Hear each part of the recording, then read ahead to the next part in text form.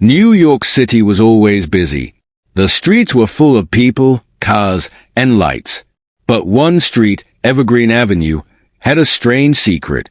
People who walked there at night sometimes disappeared. Ethan Carter, a 32-year-old journalist, heard about this mystery. He worked for the Daily Post, a small newspaper. He loved investigating strange stories. One evening, his editor, Mr. Roberts, called him. "Ethan, I have an assignment for you," Mr. Roberts said. "People are disappearing on Evergreen Avenue. The police don't know why. I want you to find out." Ethan's heart raced.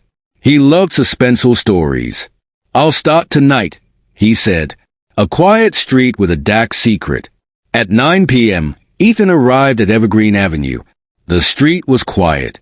It had old buildings, a few streetlights, and a cold wind blowing.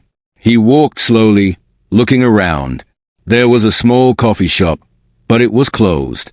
A bookstore named Harrison's Books had its lights on, but no customers. Across the street, a dimly lit alley led into darkness. Ethan saw an old man sitting on a bench. He looked worried. Ethan approached him. "Excuse me, sir. I'm a journalist. I heard people disappear on this street. Do you know anything?" The old man looked up. His eyes were full of fear.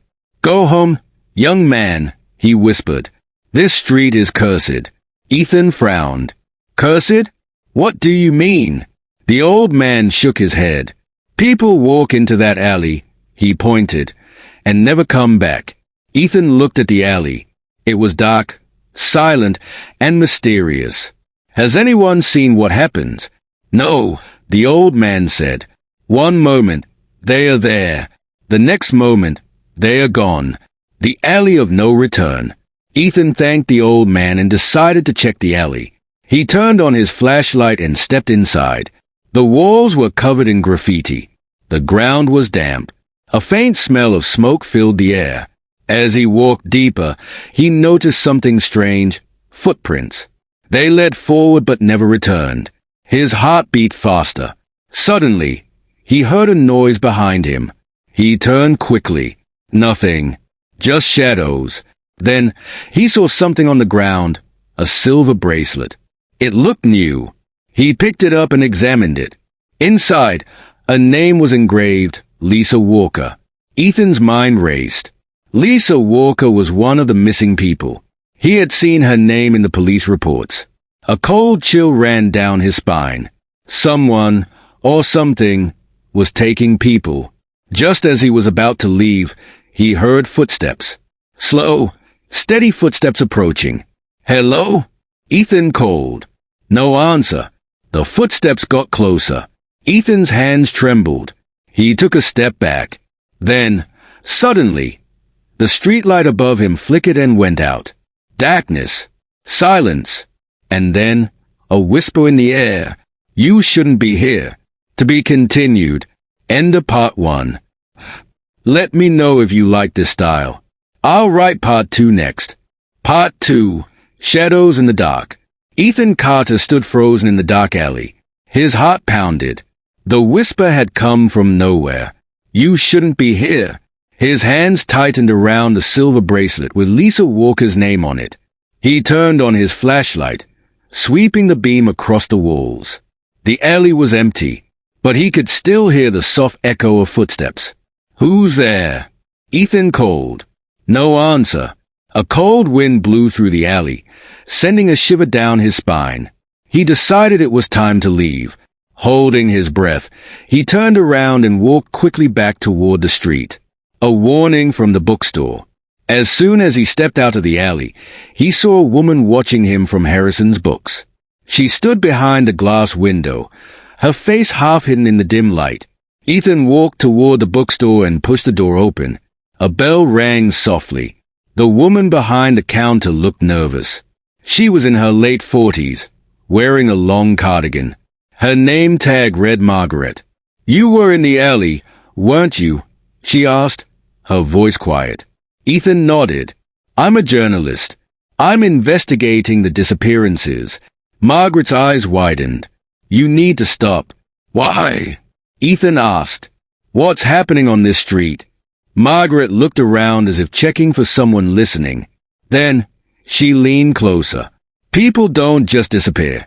Something takes them. Ethan's fingers gripped the silver bracelet. Something? What do you mean? Margaret hesitated. A few months ago, strange things started happening. People walking at night would see shadows moving on their own. Some heard whispers. Others felt like they were being watched. Ethan's skin prickled. And the alley. Margaret swallowed hard. Everyone who goes too deep into that alley never comes back. Ethan placed the bracelet on the counter. Lisa Walker disappeared last week. I found this inside the alley. Margaret gasped.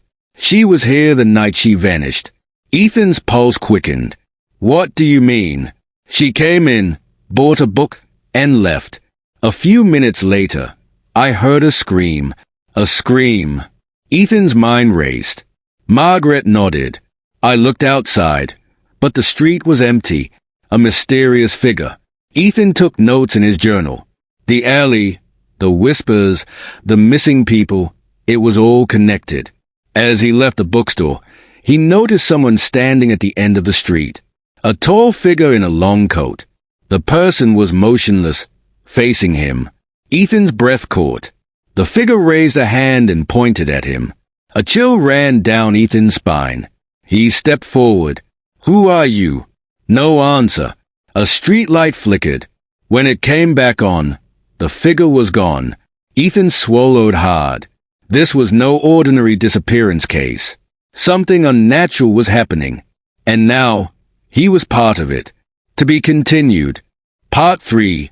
Into the Unknown. Ethan Carter stood frozen on Evergreen Avenue. The mysterious figure in the long coat had disappeared in the blink of an eye. His heart pounded.